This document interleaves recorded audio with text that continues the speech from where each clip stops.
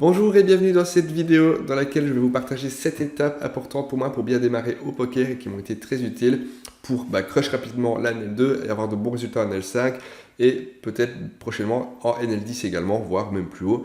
Mais en tout cas, ça permettra de bien démarrer et monter assez, entre guillemets, facilement. La première étape déjà, c'est d'avoir du détachement au niveau de l'aspect monétaire lié au jeu. Je vous conseille vraiment de vous conditionner en amont et de vous dire que vous jouez en jetons. D'ailleurs, à table, moi je mets les montants en big blind et pas en capital. Faut vraiment essayer de ne pas être impacté par l'argent. Donc il faut vraiment, avant, faire un peu de méditation, se dire, ok, je vais jouer comme il faut, je vais faire ce que je dois faire et tant pis si les montants montent. Il faut vraiment avoir ce détachement là. Si ça peut vous aider, rappelez-vous que c'est un jeu. Moi je vois ça comme ça. J'ai mis 30 € chez Winamax et je me dis qu'en fait j'ai acheté un jeu de poker à 30 €. Le but du jeu c'est d'avoir un maximum de jetons et j'essaie d'en accumuler le plus possible. De la même façon que j'aurais pu acheter par exemple Call of Duty à je ne sais pas combien d'euros. Et ben voilà, moi c'est ce jeu là que j'ai choisi. Et je ne vois pas ça comme un jeu qui va me permettre de faire de l'argent. Ce n'est pas mon objectif. Je vois ça comme une sorte de jeu de société, un jeu de réflexion, de logique et de stratégie dans lequel je m'amuse énormément. Et l'argent qui monte, en fait, c'est une conséquence de ça. Mais je ne joue pas pour l'argent. Je joue vraiment, comme je viens de dire, pour le plaisir et essayer d'avoir un maximum de jetons. Ensuite, une autre étape, c'est de commencer en bas de l'échelle. Je vous conseille vraiment de commencer en NL2.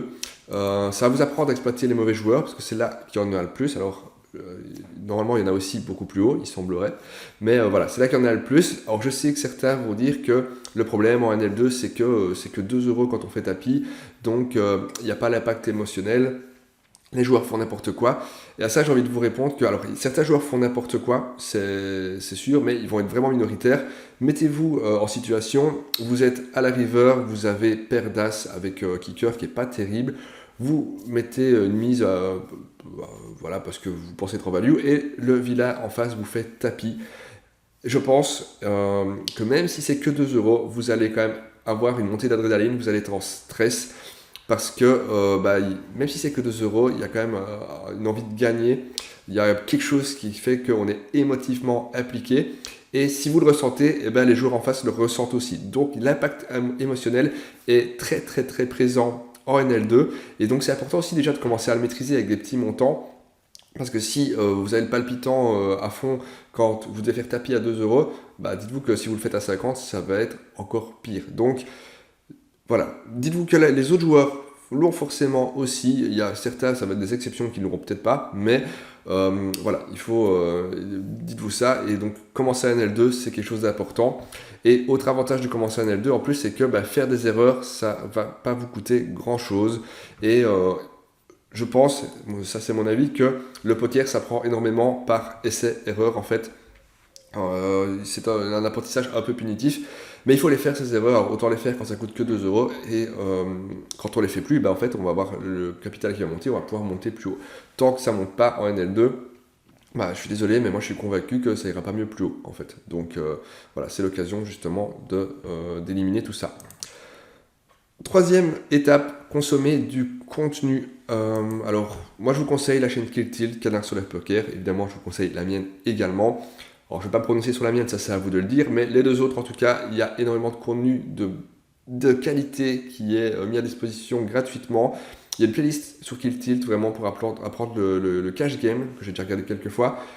Et voilà, il faut prendre des vidéos, il faut les revoir d'ailleurs, parce qu'il y a tellement d'infos qu'on ne retient pas tout. En le revisionnant, on va capter des informations. Donc voilà, consommer, c'est vraiment une bonne façon d'apprendre. Voilà, moi j'essayais de me dire tous les jours, je me faisais une petite vidéo sur un contenu qui m'intéressait et ça m'a aidé vraiment à progresser rapidement. Étape suivante, étape pour moi une des plus importantes de cette vidéo, c'est de bosser le jeu pré-flop.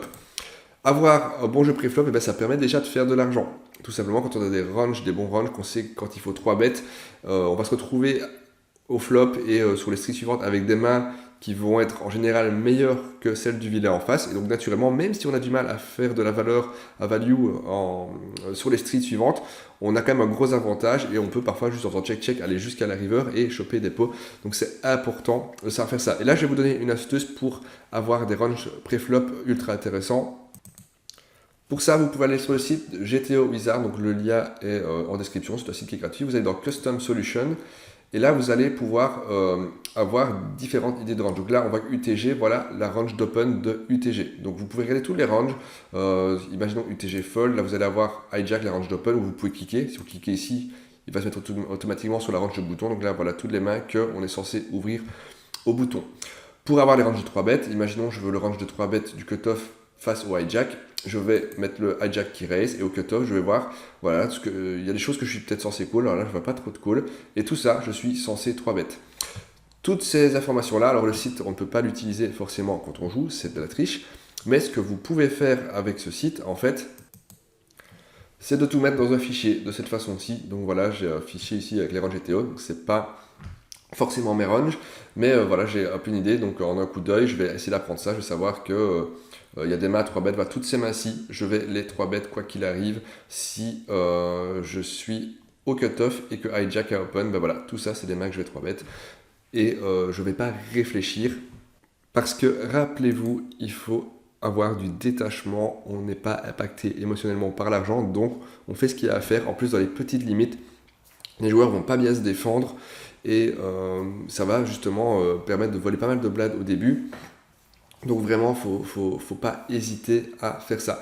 En plus, l'avantage de bien bosser le préflop, c'est que le préflop, en fait, c'est quelque chose qui va jamais varier. Vous avez une main à une certaine position, et en fait, ce sera toujours la même chose au final. Alors, il y a des situations où le joueur vous aura open avant, vous devrez le relancer, ou alors parfois, vous avez des situations où votre main, vous avez 3 bêtes, et le joueur va vous 4 bêtes, mais ça va toujours être la même chose, les situations sont finies. Alors qu'en fait, une fois que le pré-flop est passé, le flop, les situations sont pratiquement infinies. Donc, on ne peut pas toutes les connaître, on va devoir chaque fois s'adapter. Mais le fait de maîtriser le pré-flop, justement, ça donne quand même un méga avantage. En plus, un autre avantage de bien maîtriser le jeu pré-flop, et ça je vais l'aborder un petit peu plus tard encore, c'est que ça permet de mieux définir la range de vilain. On aura un exemple concret un peu plus tard. Et ça aussi, c'est un énorme avantage de savoir, une fois qu'on est au flop, qu'est-ce que le vilain peut avoir dans sa main, quel avantage de range vous avez, et ça va vous permettre de prendre justement des meilleures décisions. Ensuite, prendre le temps de réfléchir à table, c'est vraiment important. Je vous déconseille de snap. Snap, ça veut dire miser directement ou call directement donc en moins d'une seconde, voire 2 secondes grand max, et vous ne réfléchissez pas. On a une time bank, il faut l'utiliser, il faut réfléchir, se demander, ok, encore une fois, qu'est-ce que vilain peut avoir dans sa main, qu'est-ce que j'ai envie de faire avec ma main, avec ce flop-là. Imaginons, on a une paire d'as. Alors une paire d'as c'est facile parce qu'on est souvent en value, donc qu'est-ce qu'on veut faire payer? Est-ce qu'on veut mettre cher parce qu'il y a un roi sur le flop et un roi va toujours payer et donc on peut miser cher? Ou alors si le flop, s'il y a 2 cartes de pique par exemple, on peut miser petit parce que si l'adversaire a des piques en main, il va avoir envie de payer, alors que si on met cher, il va plutôt fold. Donc il y a plein de choses on va dire on a un arbre décisionnel un petit peu de pistes à explorer avant de prendre une bonne décision, et donc c'est important de se laisser le temps de les explorer pour encore une fois prendre la meilleure décision. C'est très difficile au début puisqu'on n'a pas on part de rien, en fait on n'a pas d'historique, on n'a pas d'expérience. Et ça, on en parlera un petit peu plus tard, comment pallier à ce problème. Mais voilà, laissez-vous quand même le temps de réfléchir et tenter des choses, encore une fois. Rappelez-vous, on est en bas de l'échelle, faire des erreurs, ça ne coûte pas très cher. Donc il faut tenter des choses et c'est comme ça qu'on va voir un petit peu ce qui fonctionne ou pas. Donc voilà, vraiment, réfléchissez, c'est important. Et encore une fois, aidez-vous des ranges pré-flop une fois que vous êtes post-flop. Enfin, c'est ça, post-flop, quand vous êtes au flop et les streets après, aidez-vous des ranges pré-flop. Là, je vais vous donner un exemple très concret de réflexion. Voilà la situation, donc je ne savais pas comment faire mieux, donc pour le moment, ce sera cette infographie-là. J'essaierai pour des exemples justement d'avoir des outils qui me permettent de de faire des situations que moi j'ai envie de faire. Si vous avez des outils d'ailleurs, n'hésitez pas à les mettre en commentaire, ça me serait vraiment utile. Donc dans l'exemple ici, j'ai As-4, je suis au hijack et j'ai été 3 bêtes par le cut-off. Et là, sur le flop, on a As, Dame, 2. Donc il m'a relancé. Qu'est-ce qui va se passer ici? J'ai une paire d'As et on pourrait se dire ok, je suis super bien avec ma paire d'As, mais il faut se rappeler que lui, il m'a 3 bêtes. Donc ce qu'on va faire, c'est qu'on va aller voir la range de 3 bêtes. Donc on se rappelle, on va dans le GTO Wizards, on va hijack à open à 2, et voilà ce que le cutoff va relancer de manière générale. Il aura pas mal d'As, et la plupart de ces As vont être meilleurs que les miens, en fait. Ensuite, il a des mains que je vais battre. Alors, il a aussi des As offsuit qui sont meilleurs que le mien. Donc, en gros, la plupart des As sont meilleurs que le mien. Donc, mon As, en fait, on se rend compte vite qu'il n'a pas énormément de valeur. Alors, évidemment, il y a des mains que je bats. Il peut avoir une paire de rois, il peut avoir une paire de dames. Il y a des mains que je vais battre. On est bien d'accord. Mais s'il me montre de l'agression, s'il a envie de... si on a le sentiment vraiment qu'il est en value et que l'As ne lui fait pas peur, une paire de rois, par exemple, va miser peut-être au flop. Et puis il va peut-être check à la turn parce que voilà, pour essayer de voir si nous on va miser parce qu'on pourrait avoir un As. Mais si son comportement nous indique qu'il a un As, son As est meilleur que le nôtre. Donc c'est une main qu'on va devoir lâcher. Et voilà, il faut vraiment pas s'y attacher. En plus, également, il peut avoir du cœur. Il y a un tirage cœur. Donc on a vraiment une main qui c'est qu'une paire au final. Alors oui, c'est une paire d'As. On pense que c'est fort. Et on fait une erreur en croyant que c'est fort, mais sur ce flop, il a un énorme avantage de range et il faut savoir lâcher de la main dans cette situation, c'est quelque chose d'important. Donc voilà vraiment un exemple, et ça permet, le fait de bosser le pré-flop et d'avoir une idée des ranges, bah justement, ça nous donne cet avantage-là de ne pas faire l'erreur de se dire, voilà, on va pas être le fiche qui va aller jusqu'à tapis parce qu'il se dit qu'il a paire d'As. Non, l'adversaire a trop de mains qui vont nous battre, notre paire d'As n'a pas de valeur, et on le sait parce qu'on connaît nos ranges et on a un gros avantage justement par rapport à d'autres joueurs. Point important également, c'est de ne pas s'attacher à sa main. Je sais que c'est pas facile, mais voilà, faut pas avoir d'attachement émotionnel. C'est vrai que quand on joue 400 mains, qu'on n'a pas une seule premium et qu'on chope une paire de rois, et ben on est très content. Et puis quand le flop arrive, qu'il y a un As, et ben finalement notre paire de rois, c'est juste une deuxième paire. Il faut pas se dire qu'on a paire de rois, il faut se dire qu'on a deuxième paire. Et c'est un peu comme l'exemple qu'on vient de voir juste avant. Si l'adversaire nous montre de l'agression, eh ben, va falloir lâcher notre paire de rois. Il faut vraiment voilà, ne pas s'y attacher.